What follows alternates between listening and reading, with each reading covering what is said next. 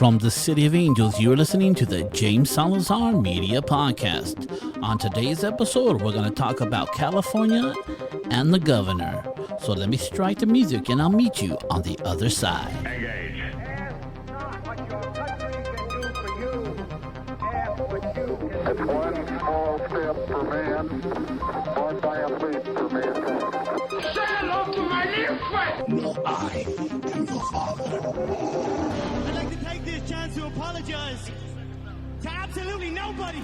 And welcome to the James Salazar Media Podcast, where you get your weekly dose of pop culture, politics, and futurism.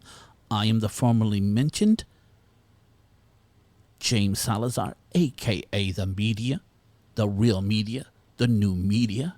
And why do I say I'm the media? Because all media is now opinionated. And guess what? I have an opinion too, motherfuckers. So guess what? If you're the media, I can be the media. And I'm just going to take it. I'm just going to wreck it and make it mine. Does that make sense? I hope that makes sense. Because I'm going to disseminate the news in the way I see fit, like you see fit. You get that shit? Good. Don't bow down to the mob. Whatever that means. Ooh.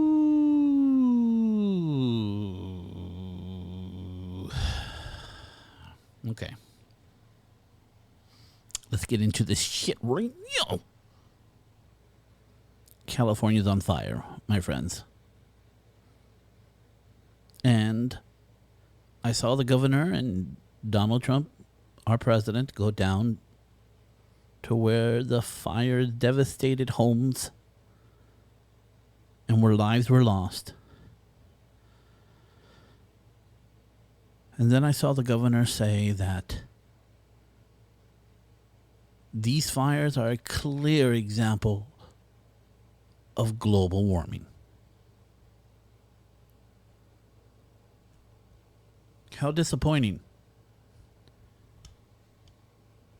How disappointing. Let me tell you something, people. For the last, almost as long as this guy's been governor, people have been warning the government that there were millions of trees that were dead. We know now there's 150 million. Do you understand that number? 150 million dead trees. And around those dead trees, there's brush that they refuse to move and to clean up. Dead brush. Because they don't want to displace animals.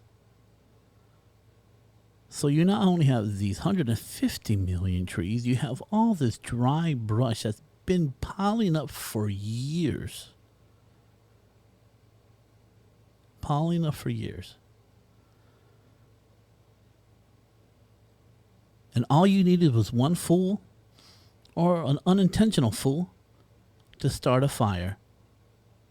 And it went up like a powder cake. And Governor Newsom knows they know it's that many trees that are dead. But he didn't clean it up because of left-leaning politics. And now he wants to blame global warming. Why? I think global warming should sue the governor for blaming it on them. I mean, they blame everything on global warming. And let me tell you, I think it's pretty foolish to think that man has no contribution to global warming. That's pretty silly. But this is clearly not the problem with the fires. The number one problem with the fires is bad forest management. You have people living in the wilderness. We keep encroaching our houses there, so they're not allowed to do any controlled burns, just in case they might burn down a whole community of taxpayers, property taxpayers. So those places don't get cleaned up. So this was bound to happen. They never clean it up. And millions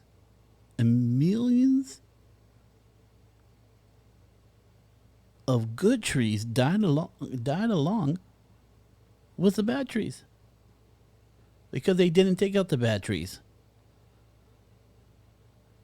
So the good ones go up with it. Good job, idiots. There are more animals displaced and burned alive because you didn't clean it up. Good job, idiots. More homes are burned in the long run because you didn't want to do any controlled burnings. Good job, idiots. This is the worst governed state besides Detroit in our country. We have the worst governor. Handsome dude. Dresses well. You know, he looks like a Bond villain.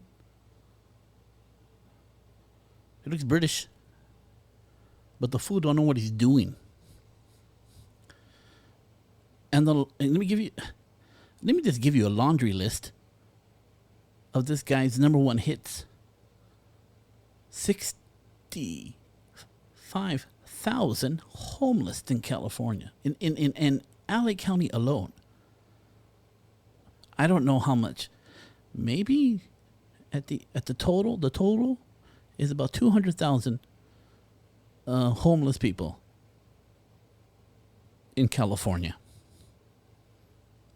AB5, killing all the independent contractors' work, from gig workers to ride shares to anybody who's an independent contractor. Almost close to 1 million jobs altogether. If you had every independent worker, that's terrible. I know many people who got hit directly by that.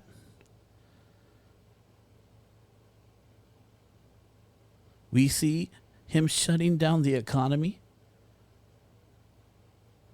At the end of the day, this governor's first step forward in dealing with anything that seems to be a problem is an authoritarian move to shut you down, which he does not have the right to, according to the Constitution of the United States, the prevailing law of the land, which at the end of the day is going to lead California up to a lot of lawsuits because he didn't have a right to shut us down. You don't have a right to mandate a mask. You don't have a right to tell us where we should go. You don't. Or how we should work and how we should make our money and whether we can make our money. These are all powers that he does not have, that he is exercising on the state. With us, the belief that he's going to enforce it. I don't know if he's going to enforce it, but we're going right along with it. So part of it is our fault, for sure. You know, the sleight of hand that he does.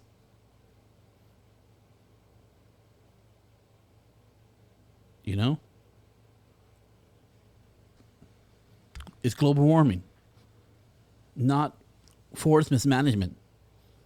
It's the entrepreneurs and the customers, not the looters and the rioters and the protesters.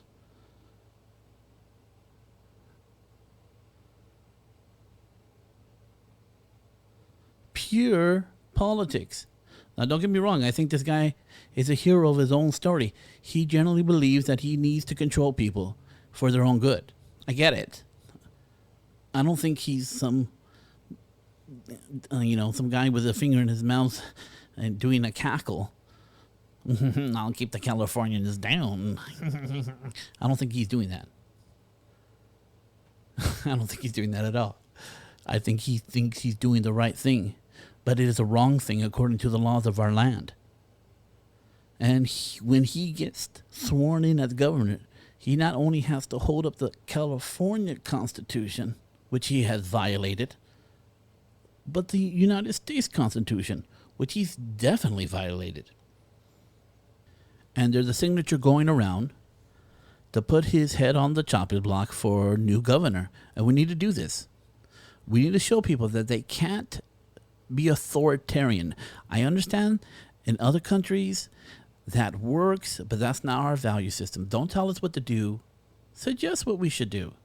And we will do it, whether we like it or we don't like it.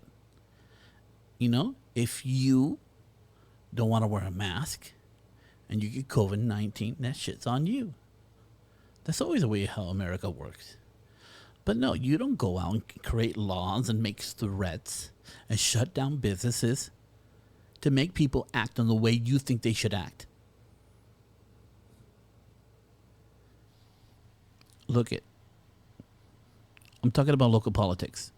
I understand that people are upset over the presidency, especially now that Supreme Court Justice Ruth Bader Ginsburg, I think that's her name, died. And now there's an opening for Supreme Court Justice. And everyone's going to be upset if Donald Trump tries to put, the Republicans want Donald Trump to try to bring in a new justice, and Democrats don't. And you're going to hear a lot of Democrats bringing back up Mitch McConnell saying, hey, you guys shouldn't put up a Supreme Judge right before an election because Barack Obama, before the next presidential election, Justice Scalia died. And the Republicans said, you should wait till after the election. And Barack Obama didn't do that and brought in Sotomayor to be the next justice, Supreme Court justice. And just the Republicans are going to do the same thing. It's a tit for tat. And not really. Neither one of them is going to pass up the opportunity to put in somebody that holds their values. And I understand it's now the stakes are higher than ever before for some people. But local politics affects us more. And I've learned this lesson more this year than any time in my life. That is so important. So important. Who governs the state? I mean, people are leaving this state in droves. I mean, forget the popular people like Joe Rogan and all his comedian friends and Ben Shapiro. All these people are leaving California because it's too oppressive. It's too authoritarian. They want to control people. They're literally trying to cancel Halloween, a holiday. Are they crazy? That's craziness. What are they doing? They're so silly. And everybody went ape shit. Shows what everybody's values at. They'll let everybody shut down all their favorite restaurants and stores, but trying to cut off Halloween, there'll be riots in the streets for sure. But California's gone way too far. And everybody hates this governor now. I guess there's a few people who do like him, but there's so many people he's adversely affected, even on the left-leaning. I know a lot of people who are left-leaning are very upset, with AB5 and their jobs being gone. They're affected. They're going to lose their houses. And now liberal politics has come to them. There's a saying, when they came for the gay people, I didn't say anything. And when they came for the colored people, I didn't say anything. When they came for the Jews, I didn't say anything. But when they came for me, there was no one left to stop them.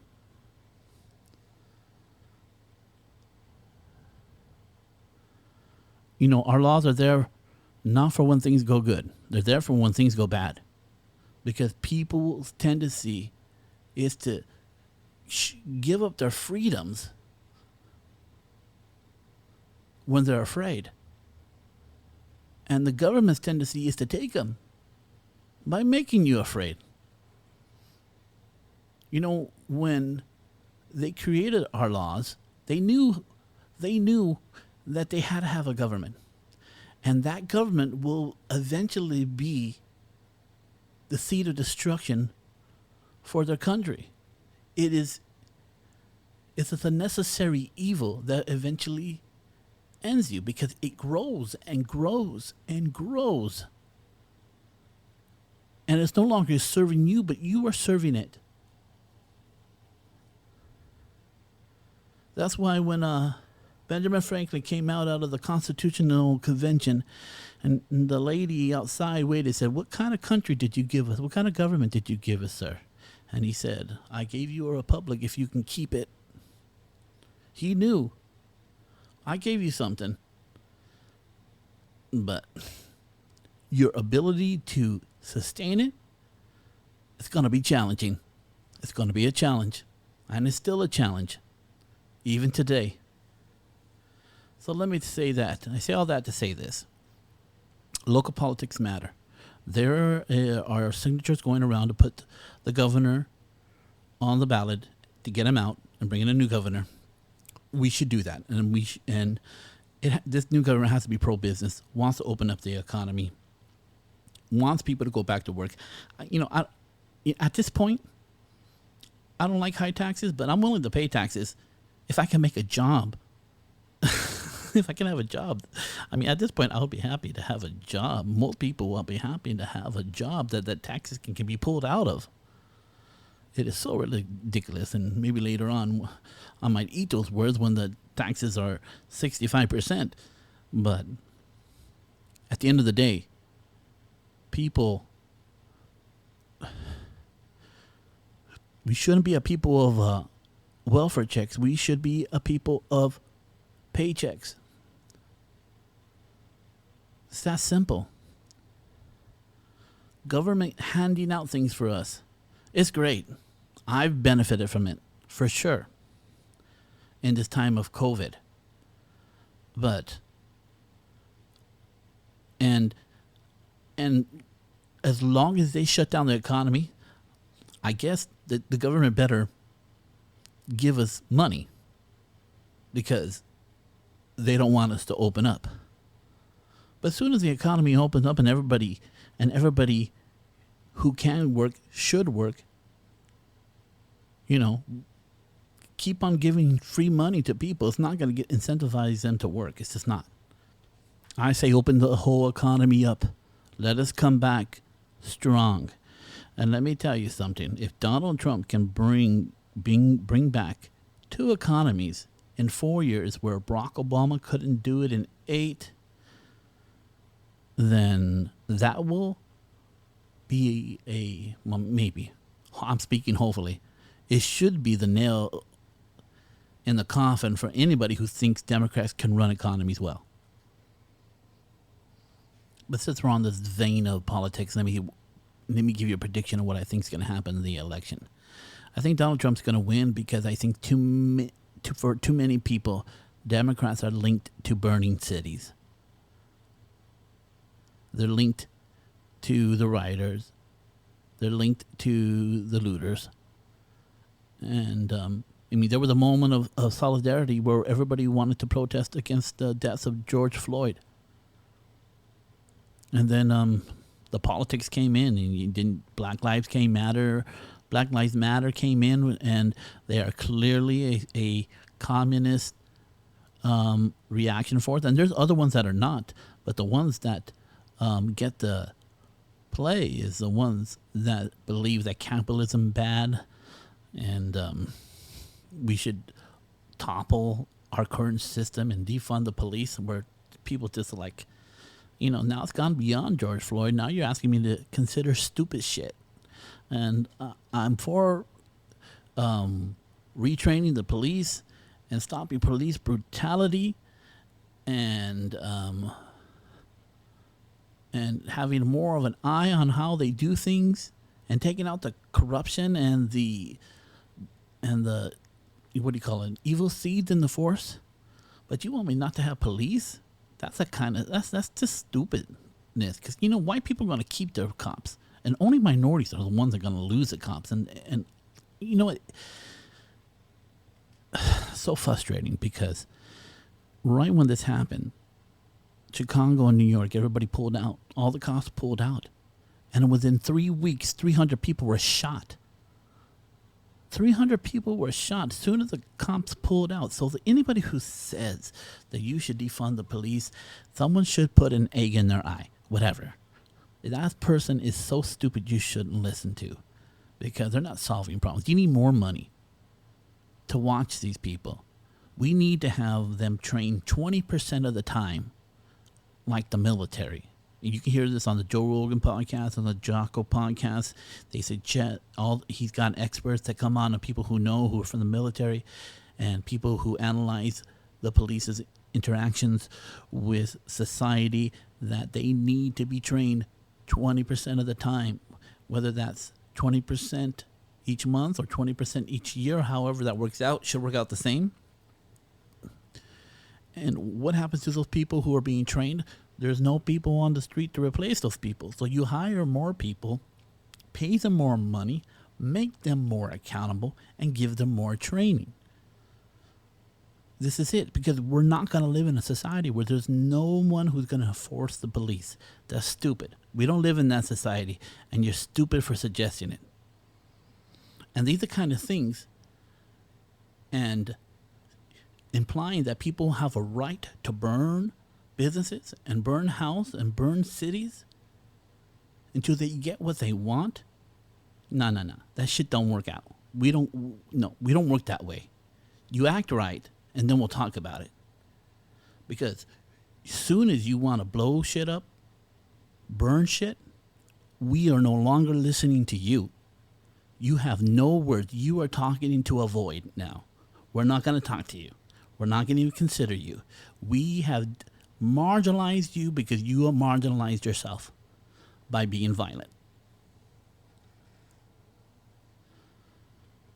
And the Democrats refuse to say anything about it for too long. And they're linked to burning cities. At the end of the day, people do not want those people to come into their towns and have their leadership not say anything about it, or not have their police force stop it. So Democrats are linked to too many burning cities at the end of the day. And this is not the America that people want. Black people don't want it. Hispanic people don't want it. Asian people don't want it. And white people don't want it. And this is why Donald Trump's going to win. I mean, he's going to have to say something pretty stupid, or his taxes will come out. But let me tell you something. All that's going to go away. We're going to have a fight. A knockdown, drug-out fight over the Supreme Court Justice nominee before the election. And Donald Trump and the Democrats, Donald Trump and the Republicans, if they were smart, they'll draw the Democrats into that fight.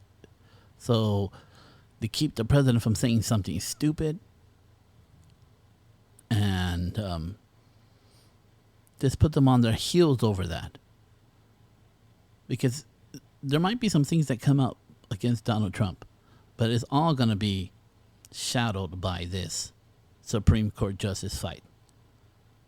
And he's going to try to get it before his election.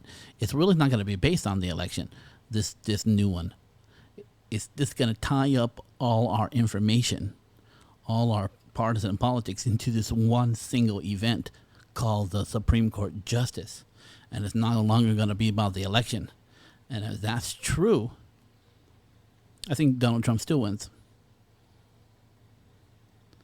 I know a lot of people who are my friends, and some celebrities who I've been listening to on podcasts, they think that Joe Biden's clearly in cognitive decline, and that's enough not to vote for him.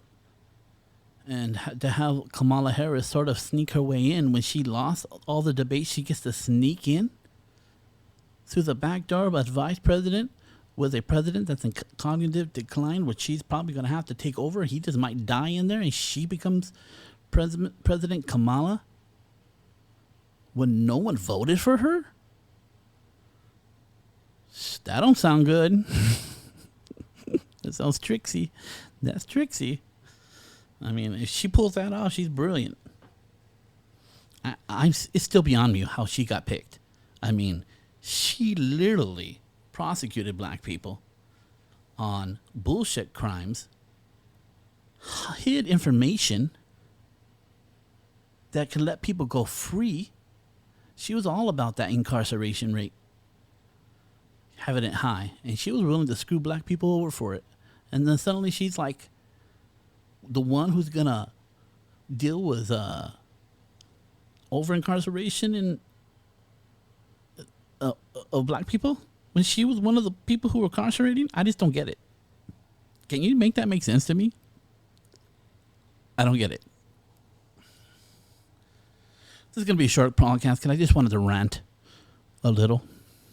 I just wanted to rant a little. Just a little.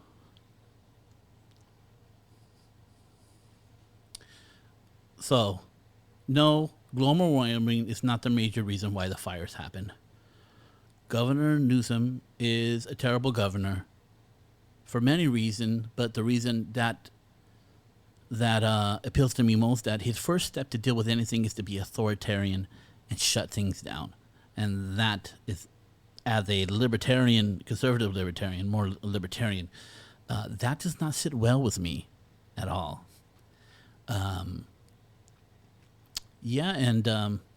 Just get involved, people. If you're invested in the outcome, then get involved. If you don't care about the outcome, then don't do anything, I guess. But if you care who becomes president, you must compel yourself to make a decision. Compel yourself.